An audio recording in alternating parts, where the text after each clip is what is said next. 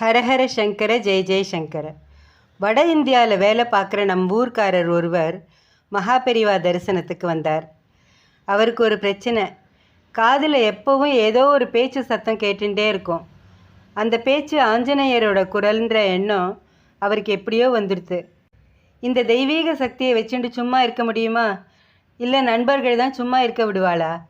குறி சொல்கிறதுக்குன்னு ஒரு நாளை ஒதுக்கினார். யாருக்கு தான் கஷ்டம் இல்லை? கூட்டம் கூட்டமாக ஜனங்க வந்து அவரை பார்க்க வந்தா, அதுவும் கட்டணம் எதுவும் இல்லை அப்படின்னா கூட்டத்துக்கு கேட்கணுமா?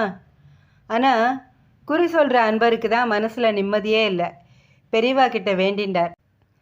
வடநாட்டில் இருக்கிறதுக்கு எனக்கு பிடிக்கல பெரியவா, உங்கள் அனுகிரகத்தில் மெட்ராஸ்க்கு டிரான்ஸ்ஃபர் கிடைக்கணும்னு வேண்டின்றார்.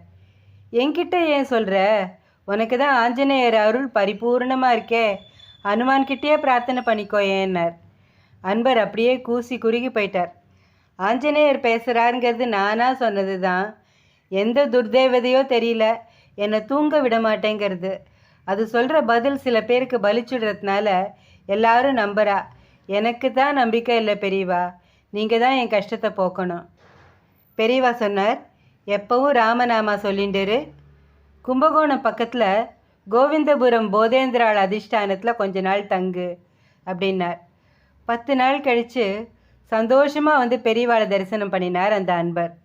என்ன ஆஞ்சநேய சாமி ராமசேவைக்கு போயிட்டாரா அப்படின்னு கேட்டார் பெரியவா குறும்பா.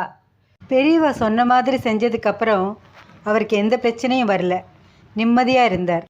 எந்த பிரச்சனையோடு யார் தரிசனம் பண்ண வந்தாலும் அவளோட பிரச்சனையை தீர்த்து வைக்கிறதுல பெரியவாளுக்கு நிகர் பெரியவா தான்.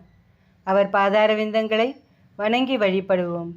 ஹரஹர சங்கர ஜெய் ஜெய் சங்கர. காஞ்சி சங்கர காமகோட்டி சங்கர.